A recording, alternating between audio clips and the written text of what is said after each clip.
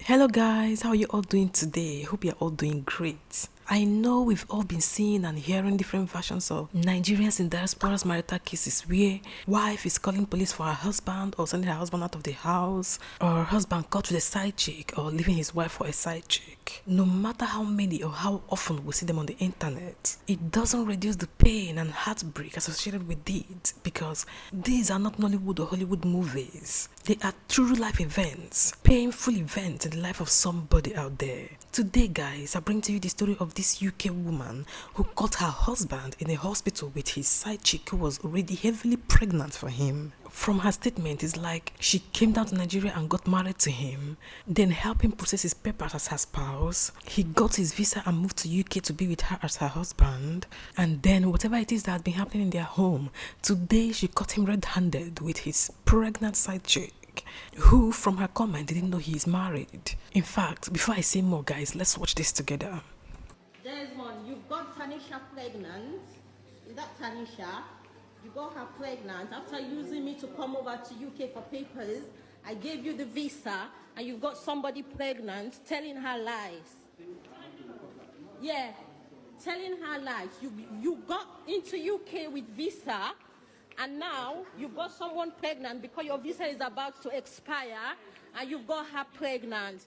Tanisha, shame on you. Your mom is going to be so disappointed in you. And who are you? Nicola? Are you the Nicola one? Nicola. And did he tell you that we are married? Did he tell you he came over to UK because of me? Did he tell you that? And you're pregnant for him. Do you know what goes around comes around? Do you know what goes around comes around? Do you know how much I spent to bring this fucker into this country? What there's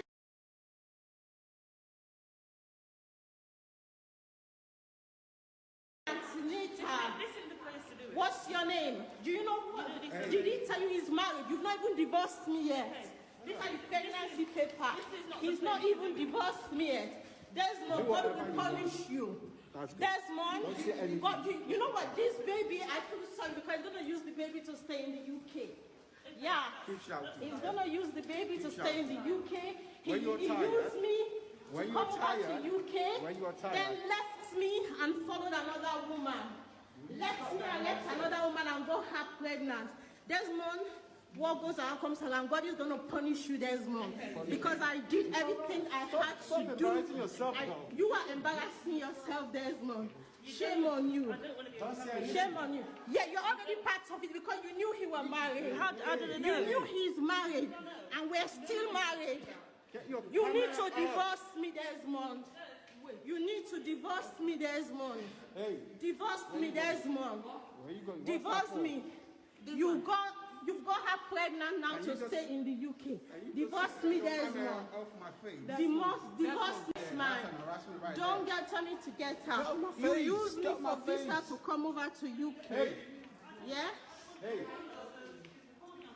He used me for visa to come to the UK, left me and went to get this lady pregnant. Went to get her. My people, first of all, this is so painful and heartbreaking. It is so painful on so many grounds. Not just that your husband cheated, but that he cheated without protection. He intentionally got another woman pregnant and has been taking care of her, making so many promises to her and playing house with her all this while. It is so painful when you have not even financially invested into the marriage.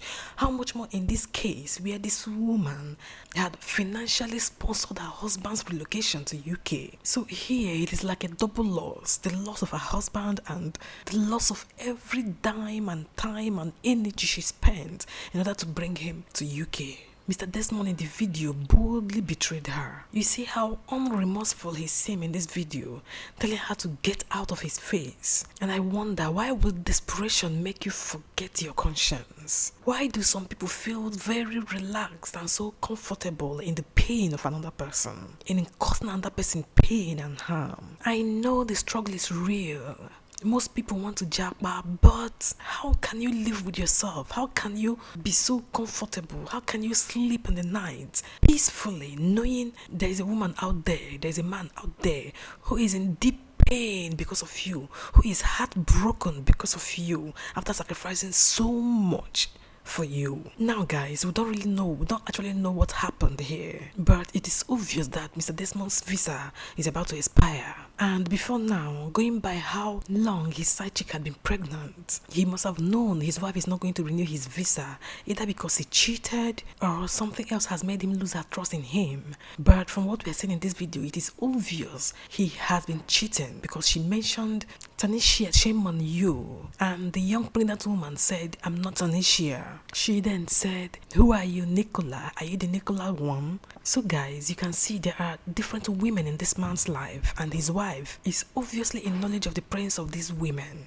So she must have threatened not to renew his visa, and he sought for an alternative measure. Maybe his friends must have advised him, oh yeah, sharp, get another woman pregnant. With your baby, you get to stay. And speedily he did, without even divorcing his wife. Now guys, the internet people are using this case to advise men and women in diaspora, most especially Nigerian women in diaspora, to stop importing new fresh husbands from Nigeria, because it is very, very difficult to detect or spot a user. It is true that because of poverty and hardship and desperate need to japa, majority of the young men and women have mastered the smooth art of talking, engaging in a discussion, and behaving when they get to do with an abroad suitor. Their focus is on pleasing and feeding you with what you want to hear until their feet touches the land of US, UK, Canada, or any of these abroad countries where their targets are. So you adjust their ticket or their visa to abroad. But guys, in the midst of all these bad eggs, there are still few good ones. But it requires the grace of God to sift out the good from the bad.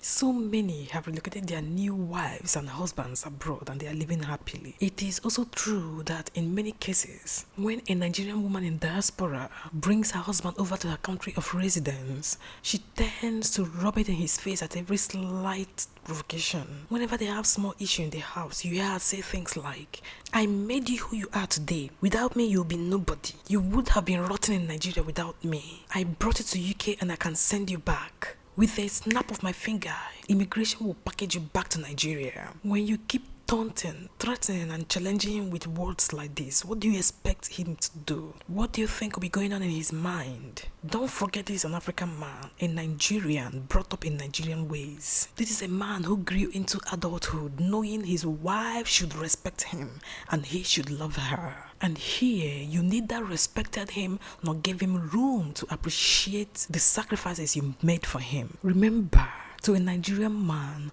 respect comes before every other thing in a marriage. So, as you are busy degrading everything that makes him a man with your mouth, his mind is busy thinking, calculating, and working out ways to liberate himself from this bondage, this shackle you call marriage. And when push comes to shove, a good man becomes bad in order not to lose his status. Please guys, I am not in any way justifying this man's action at all. What he did is total wickedness and the height of betrayal in a marriage. I am only using this to tell our young women out there who are lucky to have met and married good men to not take this man for granted. You see him making efforts to drop some of his African upbringings and imbibe the white man's ways because he wants to make a good marriage with you. He wants to build a happy family. Please encourage him and stop taunting him at every small mistake he makes. Men like this Mr. Desmond in this video should not make us generalize that all men from Africa, from Nigeria,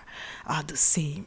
There are so many beautiful testimonies of good men, good women, happy marriages, happy couples from Africa, from Nigeria, who have lived, who are still living in diaspora, united, peaceful and happy. As for the heartbroken woman in this video, the wife to this cheater and betrayer, I will say to her, this is a blessing in disguise, sis. Is it not better it happened now that you are young and strong than later when there are kids that won't stop asking you about their daddy and you are older and weaker?